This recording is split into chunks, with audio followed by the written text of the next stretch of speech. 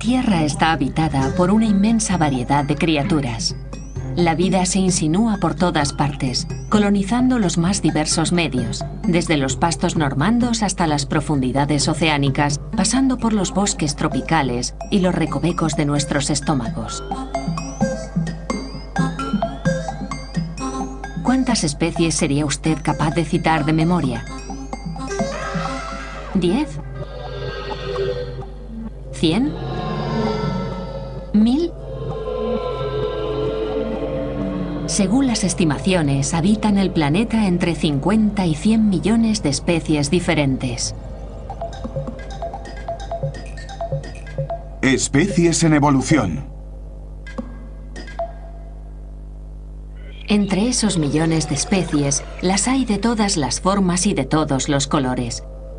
Hay criaturas enormes y otras que no se ven a simple vista.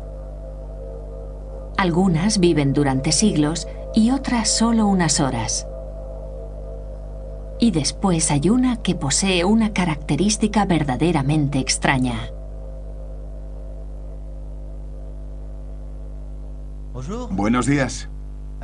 Bueno, en efecto, yo pertenezco a una especie bastante particular, la cual ha recibido todo tipo de apodos: el señor de la creación, el parangón de los animales, etc. Sería imposible nombrarlos todos, pero mi nombre científico es Homo sapiens. Esperen. El Homo sapiens se caracteriza en la fauna actual por su posición vertical permanente. Es un primate de gran tamaño.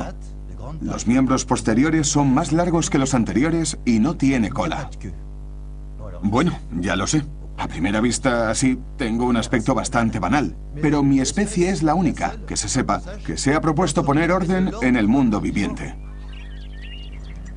Todo el mundo ha oído hablar de la sistemática, ¿no? Esperen. Aquí estamos en medio de un desbarajuste indescriptible. El objetivo de la sistemática es hacer un índice, nombrar y clasificar los millones de criaturas vivientes en categorías científicas. Así que para clasificarlos, la primera etapa es hacer algo que nosotros, los Homo sapiens, adoramos: colecciones.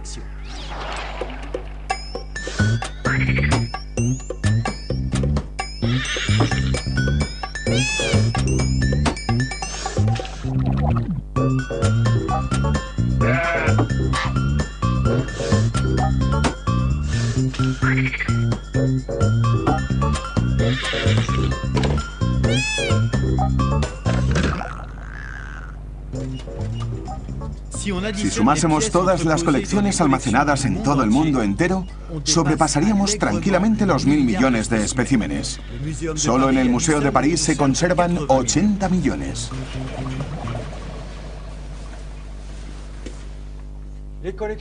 Las colecciones de historia natural, en particular las de ornitología, son grandes colecciones. Hay muchísimos especímenes. Es un problema recurrente en Francia desde la época de Buffon y el gabinete del rey, puesto que en el siglo XVIII, Daubenton, el primer oficial del gabinete del rey, ya se quejaba de la falta de espacio. Actualmente aquí en la zooteca se habla de lo mismo. No hay más espacio disponible. En 1793, cuando se construyó el Museo Nacional, el número de pájaros ascendía a 450. Hoy es de 155.000. Evidentemente el ritmo de las descripciones, al menos en ornitología, se ha ralentizado mucho, pero seguimos encontrando cosas nuevas y la pregunta es, ¿llegaremos a describirlo todo algún día?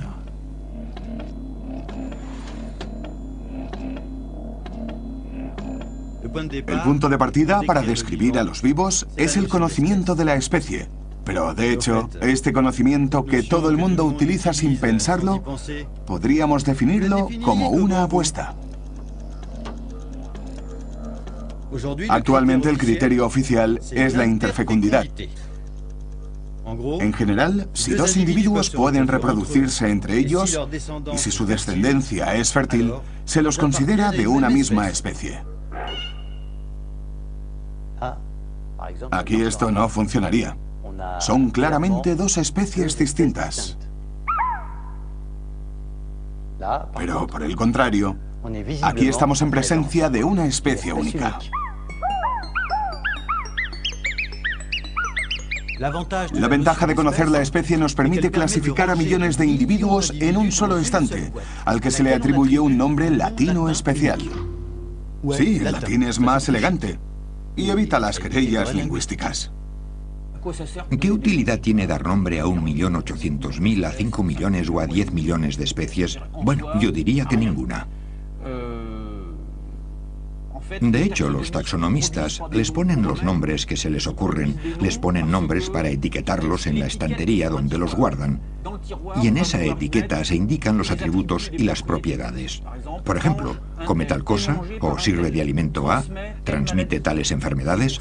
Por eso, la tarea del sistemático es ocuparse de designar con un solo nombre a las especies y que cada nombre designe a una sola especie.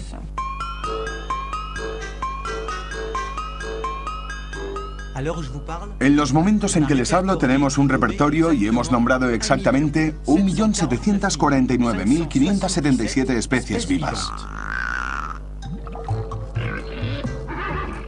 Pero ponerles nombres no es suficiente para construir una imagen coherente de la naturaleza.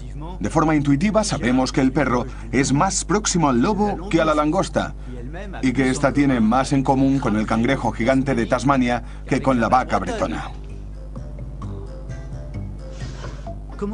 ¿Cómo percibir los parecidos que existen entre especies diferentes?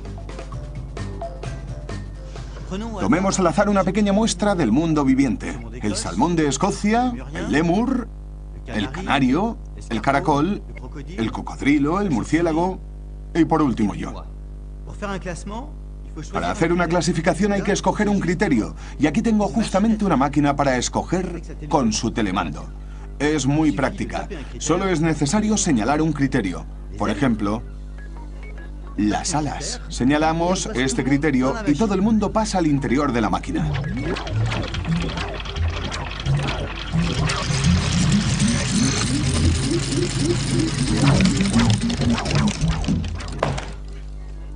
Y obtenemos dos grupos, los que tienen alas y los que no las tienen. Nosotros. Ahora las patas.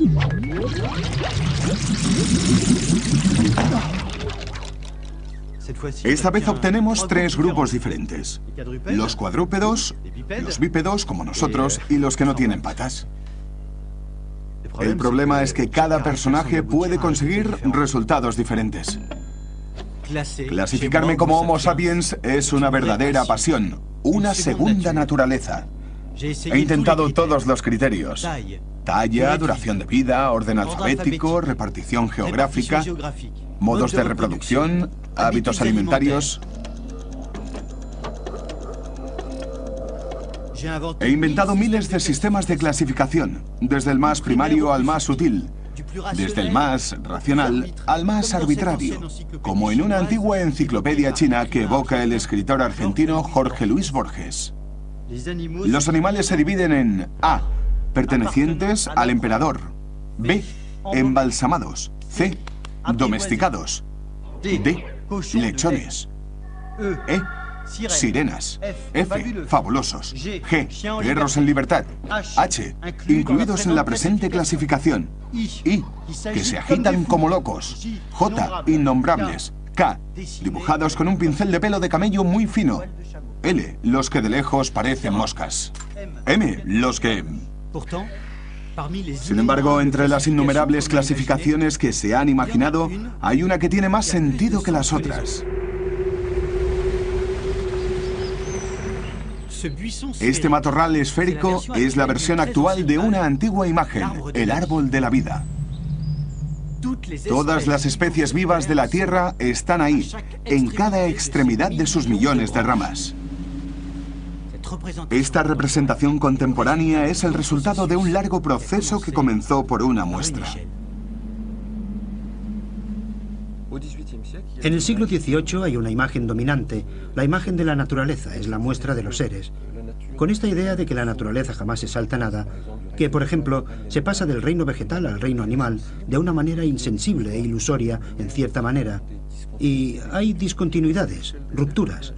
Charles Bonnet fue el primero en representar esta escala de seres bajo una forma muy concreta, con subidas, con bajadas. Conocíamos el fuego, el aire, el agua, los elementos de la química fundamental, las setas, las plantas, y luego llegamos al régimen animal. Luego seguimos con los insectos, los mariscos, los limacos, los caracoles, las serpientes, los peces reptantes y los peces voladores, que son la coyuntura con los pájaros y los anfibios. Y seguimos con el avestruz, los cuadrúpedos, y coronamos esta escala de seres con el hombre. A mediados del siglo XVIII, el gran escritor Linneo publicó en 1735 una obra muy importante, fundamental, que se llama Systema Naturae, donde por el título no se ve nada más que su ambición, ya que con esta obra Linneo tenía el proyecto de clasificar los 3 órdenes de la naturaleza, clase, género y especie de los 3 reinos de la naturaleza que se encuentran al fondo de las principales divisiones que siempre utilizan los clasificadores. Así que yo soy un Homo sapiens. Pertenezco a la especie sapiens dentro del género Homo, que forma parte del orden de los primates, los cuales pertenecen a la clase de los mamíferos, que a su vez forman parte del reino animal. Hoy el principio es el mismo, pero se añaden una serie de rangos suplementarios, subgéneros, infraórdenes, superfamilias, etc. Y luego, a finales del siglo XVIII, emergía una tercera imagen de la naturaleza que intentaría conciliar los distintos puntos de vista. Esta primera representación de 1800 salió de la pluma de un botánico que se llamaba Auguste Noyer, del que no se sabe gran cosa, pero que tuvo la idea de representar esta continuidad y discontinuidad de la naturaleza en forma de árbol. En una misma rama, las clases de plantas que tienen un cierto parentesco y por lo tanto una continuidad, y ya que pasan de una rama a otra, una auténtica discontinuidad, un hiato. En 1859 aparece en Inglaterra una gran obra, El origen de las especies, de Charles Darwin. Y en la obra de Darwin encontramos una representación que ya no habla de la continuidad y discontinuidad de la naturaleza, sino de la historia del desarrollo de la vida y de la abundancia de vida en la superficie de la Tierra en el transcurso del tiempo.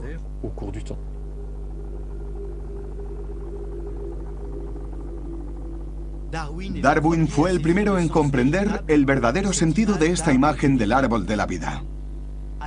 Con él, el árbol se vuelve genealógico y la sistemática adquiere un nuevo sentido. Ya no se trata de buscar las afinidades entre especies, sino de descubrir su historia evolutiva para reconstruir su árbol genealógico común.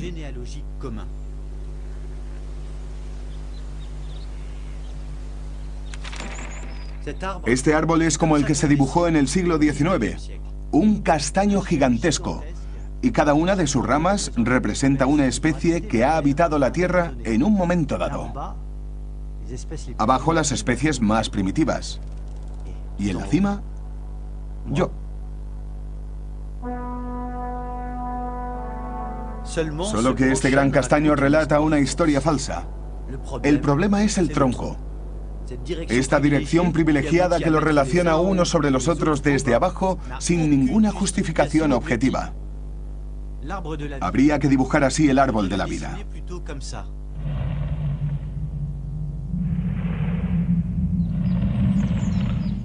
Un matorral esférico, sin tronco, que no ascienda, sino que se extienda en todos los sentidos. En vez de un castaño tenemos un matorral tallado como una bola. Veámosla más de cerca. Las ramas que han dejado de crecer representan las especies desaparecidas. Aquí el iguanodón, allí el diplodocus. Las que alcanzan la periferia representan las especies que viven actualmente. Aquí la trucha asalmonada, allí el caniche de pelo corto, allí el geranio y aquí...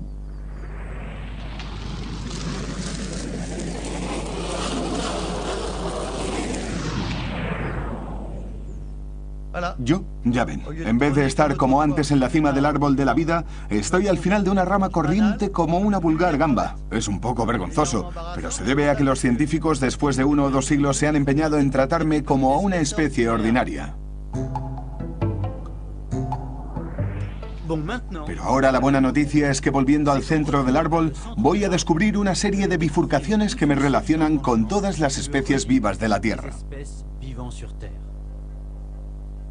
Si volvemos a observar el árbol genealógico, veremos primero en las ramas coloreadas a los hombres prehistóricos. Y luego las que me relacionan con mis primos vivos más cercanos, el chimpancé y el bonobo. Los tres tenemos un antepasado común que vivía en África no hace mucho más de 6 millones de años. Nuestro tatarabuelo de la generación número 250.000.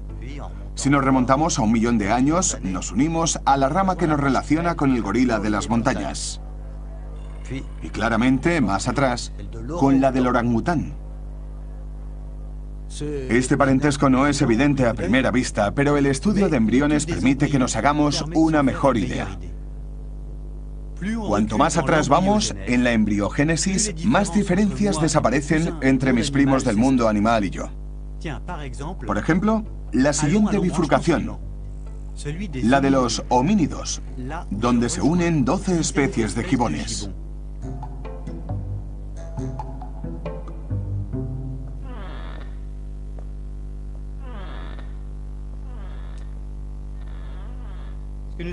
Lo que tenemos en común, el gibón y yo, es un carácter específico bien visible: la total ausencia de cola.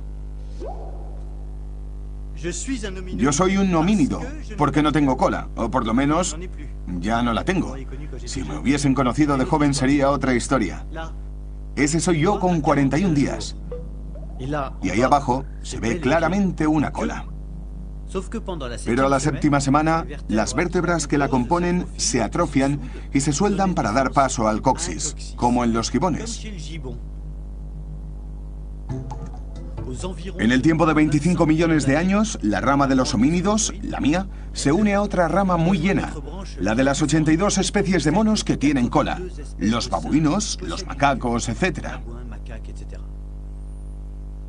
Todos juntos formamos una superfamilia de catarrinos.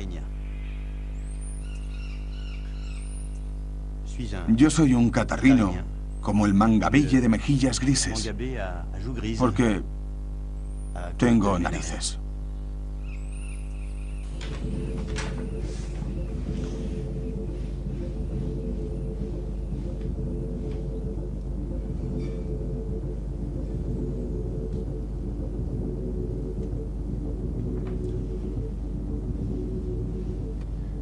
Una de las características de los catarrinos como este mangabelle de mejillas grises al que voy a dar los últimos retoques es que tiene la nariz orientada hacia abajo, rasgo que compartimos los humanos con este grupo de primates. Las fosas nasales están separadas como las nuestras por un pequeño tabique en el interior del cartílago nasal. La etapa de la cabeza es muy delicada, porque lo primero que miramos en un animal vivo o disecado siempre es lo mismo: los ojos y la expresión de la cara. Así que, si estropeo la cara de este primate, por muy bien colocado que esté, si la cabeza no es perfecta, el montaje estará deslucido.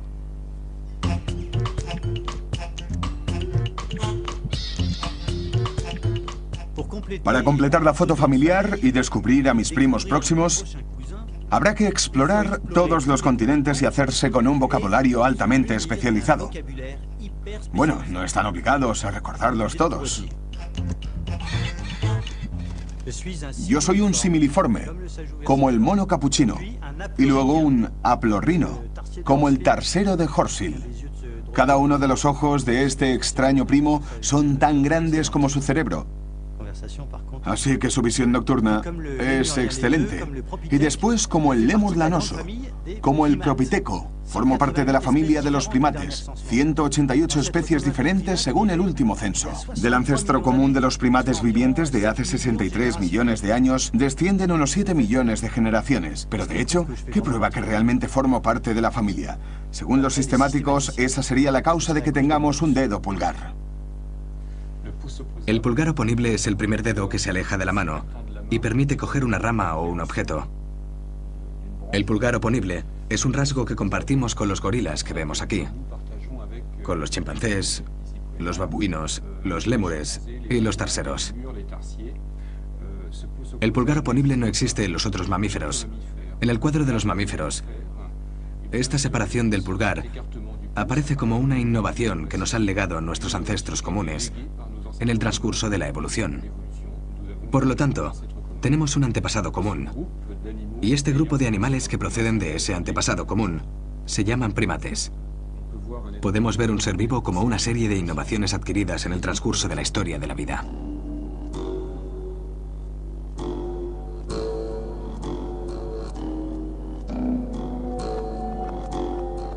Esta noción de innovación compartida es la clave que permite constituir grupos y también clasificar el mundo vivo. Y además eso me obliga a modificar radicalmente la imagen que tengo de mí mismo. Cada una de mis características físicas me envía a un antepasado en particular que corresponde a una bifurcación del árbol de la vida. Soy un rompecabezas, un zurcido de innovaciones que se han producido en el curso de millones de años de evolución. El pulgar, por supuesto, pero también la postura erguida, la nariz, las glándulas mamarias, los alveolos pulmonares, la aleta carnosa, la simetría bilateral, la columna vertebral, etc. De hecho, el árbol describe mi cuerpo. Algunas partes, como el pulgar, son muy recientes. Otras, como el núcleo de la célula, son antiquísimas.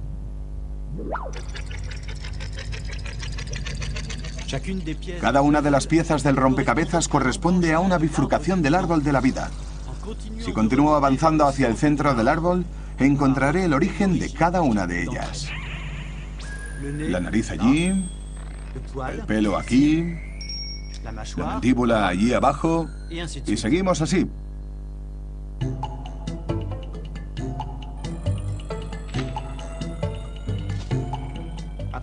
Después de los primates, encontramos a los conejos y las otras familias de roedores. El grupo siguiente es una mezcla. Encontramos revueltos al león, al caballo, la ballena y al gerbo, al rinoceronte, al murciélago orejudo y al topo de los jardines. Y luego llegamos a un nudo más exótico, el de los terianos, T-E-R-I-A-N-O-S. Nuestro común antepasado, mío y de los canguros, nos ha legado muchas más cosas importantes. Esperen. Se lo voy a enseñar. Nos ha legado una glándula mamaria provista de un pezón. Es muy decorativo. Y también nos ha legado otra cosa muy práctica. Esto. Los omoplatos móviles.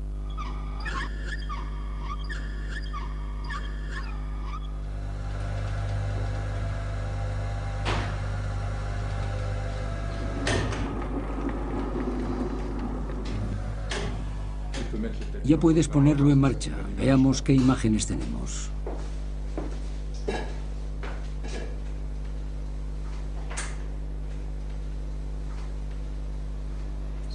Esto está bien. Podemos enviarlo.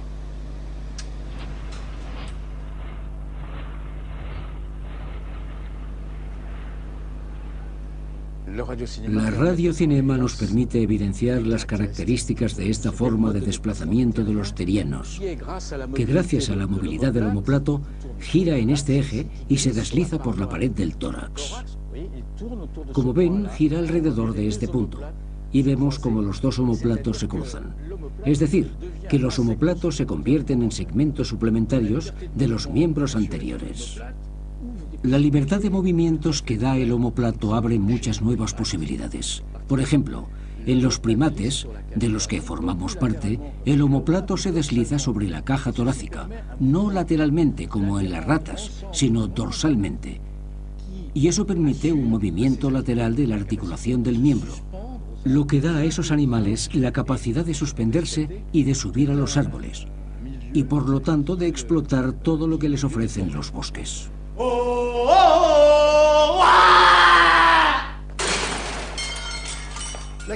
La categoría siguiente la tienen que conocer a la fuerza. A ver si lo adivinan. Yo soy un vivíparo dotado de pelo, pechos y orejas con pabellones externos. Soy homeotermo, es decir, que mi organismo me permite mantener una temperatura interna constante. ¿No? Vamos, un pequeño esfuerzo. Bueno, evidentemente soy un mamífero. Un mamífero como un ornitorrinco.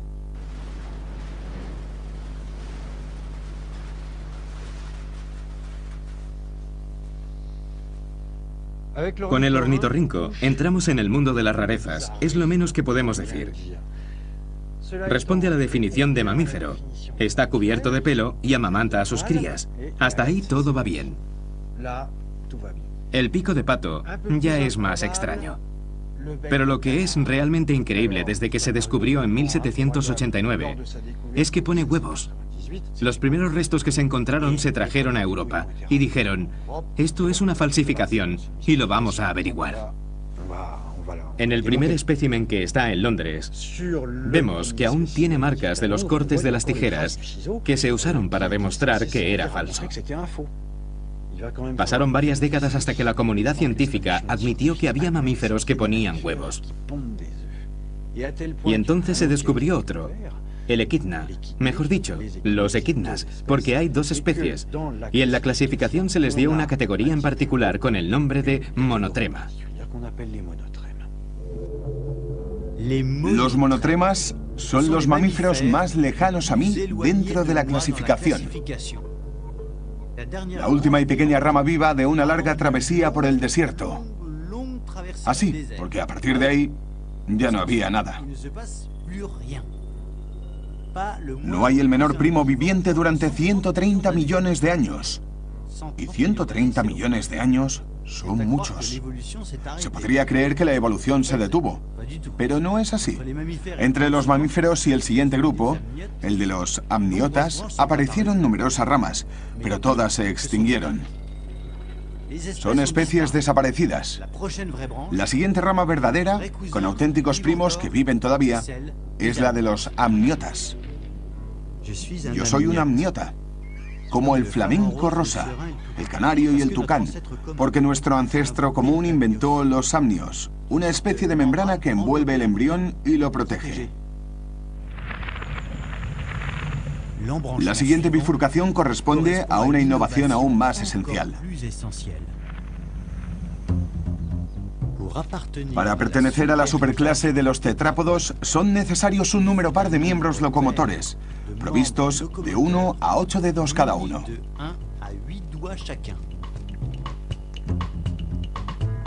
Hoy solo se conocen 26.308 especies de todas las formas y tamaños, desde la salamandra a la jirafa, pasando por el sapo bufador.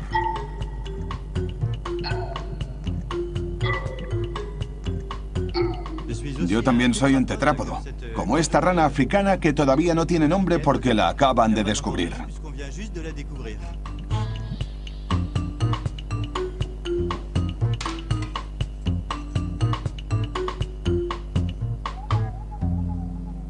Al principio pensábamos que en África Occidental solo existía una especie de rana que vive en Costa de Marfil, en Sierra Leona, la Conrua aleni.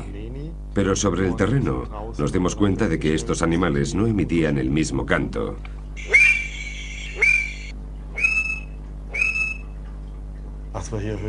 Y nos pusimos a escuchar el canto de apareamiento de las dos poblaciones. Son los cantos con los que las ranas macho atraen a las hembras. Esta es una y esta la otra. Como los cantos son diferentes, supusimos que se trataba de especies diferentes. Pero para probarlo, para disponer de otros argumentos, hemos estudiado su ADN. Hemos comprobado que ciertos especímenes tienen la misma secuencia y que otros son divergentes. Esas divergencias son las que nos interesan ahora. Mucha gente cree que la genética es más o menos el grial de los sistemáticos, pero no es así. Un carácter genético no tiene más valor que un carácter morfológico. Pero como los caracteres genéticos son mucho más numerosos, nos da mucha más información desde un punto de vista puramente estadístico para intentar descubrir con certeza las diferencias o similitudes. Ahora ya es oficial.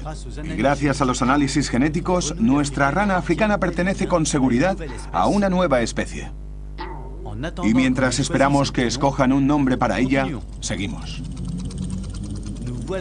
Hemos llegado cerca de los 420 millones de años, mucho antes de la aparición de los tetrápodos y mucho antes de que nuestro antepasado común saliera del agua. Y sin embargo, en esta época tan remota tuvo lugar la innovación que hizo posible la vida terrestre.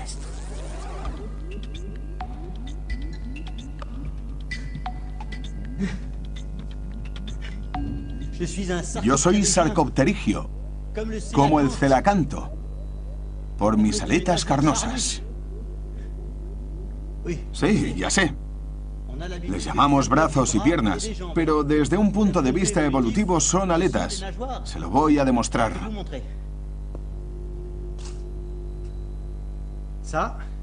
Esto es un brazo de Homo sapiens ordinario.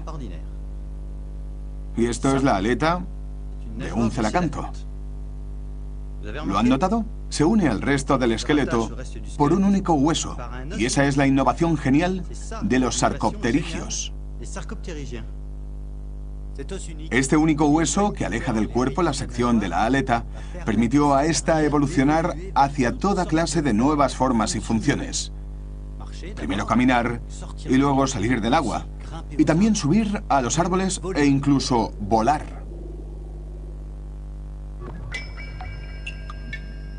En la siguiente bifurcación, vemos a primos cuyas aletas no son carnosas, como si sus dedos estuvieran fijados directamente al tronco.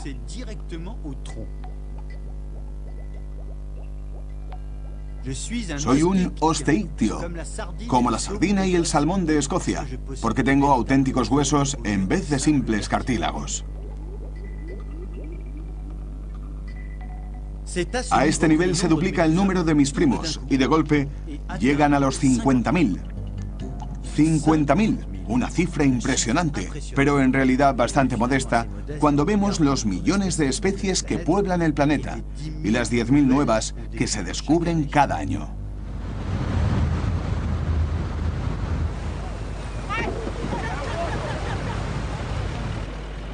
En 2006, 160 científicos de 25 países pasaron varios meses en la isla de Santo, en la Melanesia. Hicieron un gran inventario de todos los ecosistemas y de la mayor parte de familias de seres vivientes.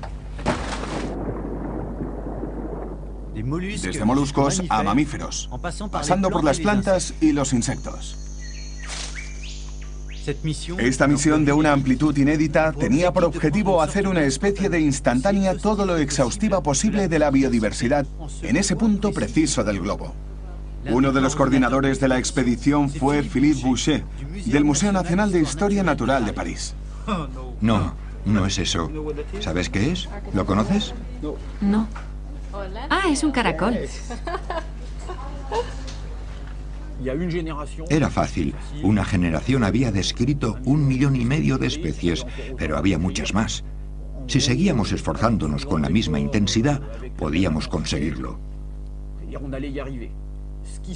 En el transcurso de los últimos 30 años, se ha sabido primero que la biodiversidad es 10 veces mayor de lo que se pensaba en el siglo pasado. Y, segundo, que eso significa que 1/3, la mitad o algo más, ya se ha descrito.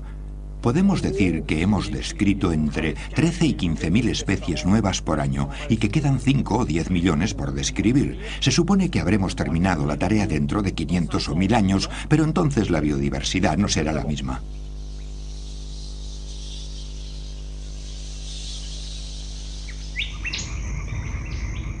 Dicho de otra manera, hay millares de especies que desaparecerán antes de ser descubiertas. No habrá habido tiempo para inscribirlas en la lista roja de especies amenazadas, a diferencia de lo ocurrido con el panda, la ballena jorobada o el gran tiburón blanco, que encuentro justamente en la siguiente bifurcación. Soy un astostomado, como el gran tiburón blanco, porque tengo hemoglobina y una mandíbula que me permite capturar presas con la boca. Bueno, es verdad.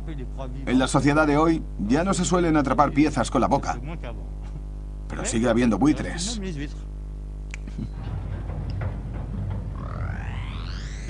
Soy un vertebrado porque tengo vértebras y además soy un craniata, porque tengo una especie de caja que protege mi preciado cerebro.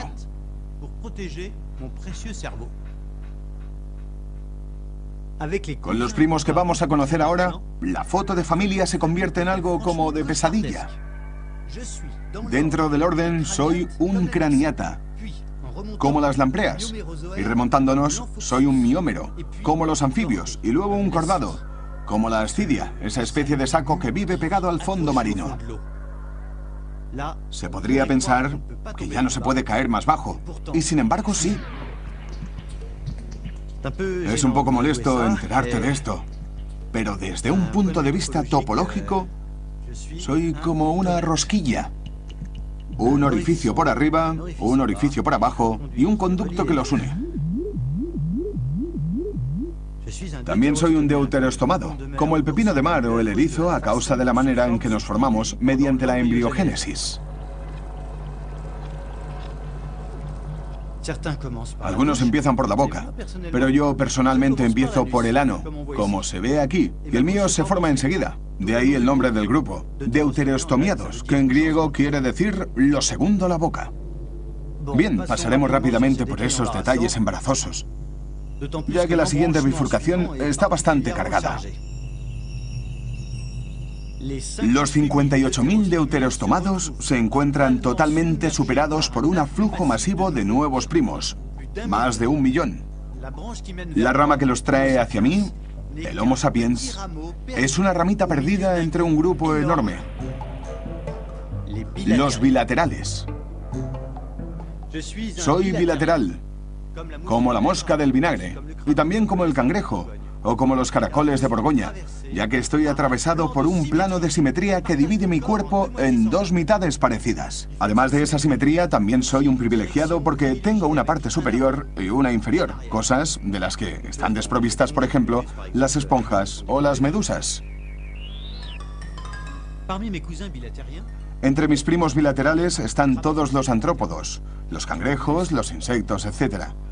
Todos los moluscos y también muchas familias ya desaparecidas, cuyos únicos representantes son los fósiles. Algunos de esos fósiles solo se pueden observar con la ayuda de instrumentos gigantescos. Este edificio circular alberga un sincrotón, un acelerador de partículas que sirve, entre otras cosas, para hacer radiografías de objetos de tamaño muy pequeño.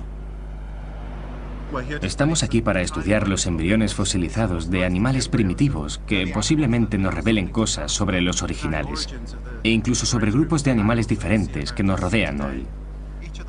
Cada partícula contenida en esta caja representa un fósil. Son fósiles de embriones, no de animales.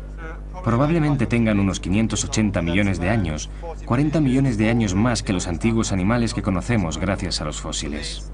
Esta pequeña cantidad de arena contiene restos de la presencia de los animales más antiguos de la Tierra.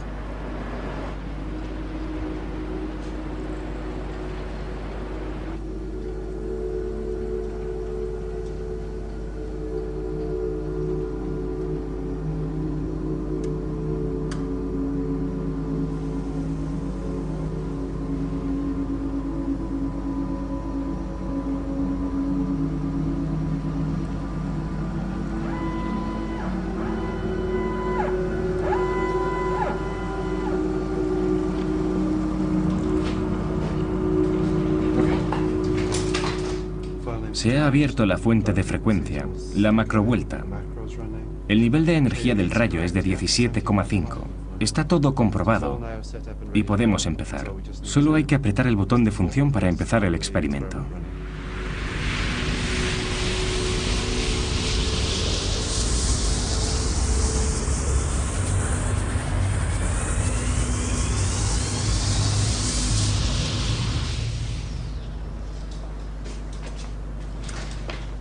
En la pantalla podemos ver una parte de los datos que hemos obtenido por radio. Son una serie de capas, como si fueran rodajas de salchichón, cortes del embrión. Una vez tenemos la reconstrucción, podemos estudiar en detalle la anatomía, y eso nos sirve para saber dónde situar al fósil en el árbol de la vida.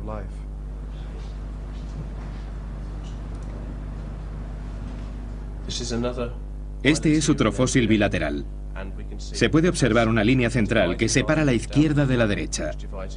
Es bilateral, pero difiere ligeramente de lo que vemos en los organismos actuales. Es una especie totalmente nueva, pero situarlo en el árbol de la vida es complicado. Muestra las características del desarrollo de un insecto, pero este embrión tiene una edad de 540 millones de años, varios millones de años antes de la aparición de los insectos. Sinceramente, no tenemos la menor idea de cuál es su espacio en el árbol de la vida. Solo sabemos que es un antepasado primitivo de la familia de los bilaterales. Las especies extintas no se cuentan en millones, sino en decenas de miles de millones. Volvemos a las especies vivientes. Todavía nos quedan algunos primos por descubrir. A los 700 millones de años llegamos al límite de lo que llamamos el reino animal. Los sistemáticos prefieren hablar de metazoarios. Yo soy un metazoario, como la esponja natural, porque soy un organismo pluricelular móvil, es decir, que estoy compuesto por varias células y me muevo.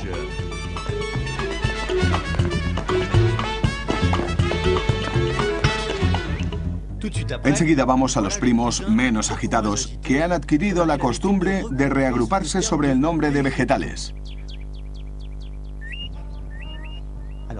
Es cierto que han elegido una forma de vida, ¿cómo lo diríamos? Diferente.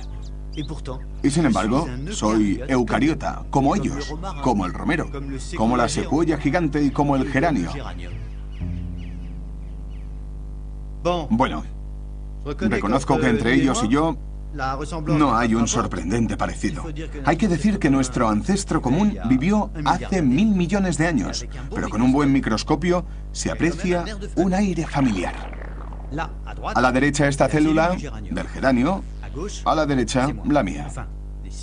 Son células de mi epidermis. Sus formas son diferentes, pero su estructura es la misma, con un compartimento especial donde está contenido en ADN el núcleo. Ese invento, el núcleo, es la innovación que comparten los eucariotas. Es común a los animales y los vegetales y a todo un abanico de organismos que no son ni lo uno ni lo otro. Primos compuestos de una única célula, los unicelulares. Antaño todos los seres vivos estaban ligados al reino animal o al reino vegetal, y los unicelulares no escapaban a esa regla. Las algas microscópicas eran vegetales como la remolacha y los paramecios animales como la jirafa.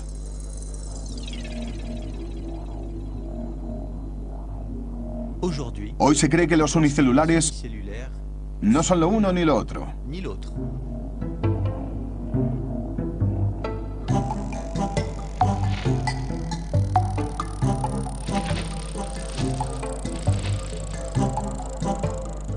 La rama de los eucariotas es una de las 3 ramas principales del árbol de la vida. Incluye a los animales aquí, a los vegetales allí, y allí abajo a una parte de los unicelulares, los que tienen núcleo. Los que no lo tienen están en esa otra rama, la de las bacterias. Los científicos han identificado 10.000 especies, pero debe de haber varios millones. Entre ellas, la de la tosferina y el cólera. De acuerdo, pero sin las bacterias no habría nitrógeno para las plantas ni para la digestión de los animales. Resumiendo, no habría vida en la Tierra ni Homo sapiens. Bueno, y ustedes me dirán, falta una tercera rama. Ignorábamos su existencia hace tan solo 30 años. Está poblada por unicelulares que llamamos arcaicos. Hay un centenar de especies conocidas, pero seguramente quedan millones por descubrir. Y entre ellas estaba la Pirococcus abyssi. Esta cosita redonda e insignificante para quien la sufra. Es muy delicada. Para ella el oxígeno es un veneno mortal. Y también es un primo. Un primo bastante lejano, pero un primo. La inmensa familia a la que pertenecemos los dos tiene, por una vez, un nombre sencillo. Soy un ser viviente como la Pirococcus, porque ambos poseemos el mismo código genético y proteínas idénticas. Todos los seres vivientes, bacterias y eucariotas forman parte de la misma familia, y eso dice claramente que si dices familia, dices antepasados, y que todos los seres vivientes actuales descienden de un antepasado común. Todos tenemos un mismo antepasado, todos somos hermanos y hermanas. Los científicos han dado a ese antepasado un nombre, le llaman LUCA. LUCA es un acrónimo del inglés, Last Universal Common Ancestor, último antepasado común a todos los seres vivientes, a partir del cual han salido las tres líneas: arcaicos, eucariotas y bacterias. Lo cierto es que LUCA no debía de estar solo en su tiempo. No era la primera célula, no era un individuo aislado. En esa época debía de haber muchas otras líneas coexistiendo en el planeta, pero no han dejado descendencia. Todos los descendientes de otros unicelulares han desaparecido, eliminados por los descendientes de LUCA.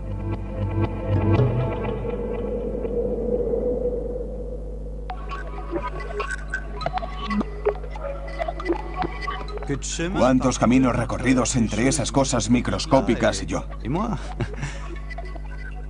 Hay que reconocer que la naturaleza ha hecho un trabajo extraordinario. Bueno, por lo menos ha tardado 3.500 millones de años, pero el resultado está ahí. Ha sido un poco largo, pero la espera ha valido la pena. Bueno, alto. En términos de evolución, yo, la Pirococcus, también estoy tan lejos de LUCA como el Homo sapiens. Ha hecho falta el mismo tiempo para llegar a nuestras dos formas de vida.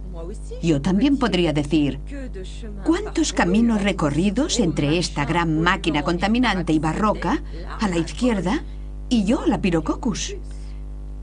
Se queja cuando la temperatura asciende por encima de los 40 grados. Su tasa de reproducción es ridícula. Se alimenta de otras criaturas vivas. Resumiendo, que la supervivencia de esta extraña especie es un verdadero enigma de la naturaleza. Las bacterias son fascinantes en todos los sentidos porque nos enseñan a ser humildes. En general tenemos tendencia a pensar que las bacterias son organismos simples, primitivos, y nosotros somos los eucariotas, y además la especie humana mucho más compleja y evolucionada que una bacteria. Es cierto que en términos de complejidad, si pensamos en el cerebro humano y sus neuronas, somos mucho más complejos que una bacteria, pero decir que somos más evolucionados no es seguro. A mí me gusta comparar las bacterias con los microordenadores recientes, y los eucariotas, los hombres, tenían grandes ordenadores en los años 50 y 60, que eran mucho más grandes, puede que más complejos, pero que tenían muchas menos funciones. Puede ser un poco caricaturesco, pero creo que vale la pena reflexionar un poco sobre esos términos. No hay que pensar en ellos como organismos más o menos evolucionados, sino en términos de organismos más efectivos, más o menos complejos, y sobre todo con estrategias de vida diferentes. No soy pues el logro de la evolución. Bueno, entonces, ¿qué tengo de especial yo? El Homo sapiens. ¿El alma? ¿El idioma? ¿La risa? Ser hombre consistiría en poner en evidencia la capacidad de tener un lenguaje articulado, una conciencia de estar en el mundo y algunos rasgos anatómicos de la estructura del cráneo. Tenemos un genoma que hace que estemos tan cerca de los chimpancés como dos especies de drosófilas están cerca unas de las otras. Así que está claro que no es la secuencia de nuestros genes lo que hace diferente al hombre de otras especies de la Tierra. El hombre, después de Copérnico, después de Darwin y luego por los últimos resultados de la ciencia, sabe muy bien que es simplemente una pequeña rama que por casualidad entró en el curso de la evolución. La historia habría podido ser muy diferente. Pero eso no impide que sea él quien cuente esta historia, y así es. Eso le destaca completamente del resto de los seres vivientes. El hombre es realmente zoológico. Nace, muere, se reproduce como la ballena y la alpaca, y eso es más o menos todo lo que sabe hacer. El hombre sería una caña pensante, digamos mejor una caña pensativa, también pensante, un salsifí pensante, ya que el pensamiento parece ser el más denso de los productos del cerebro humano y la caña más elegante que el hombre.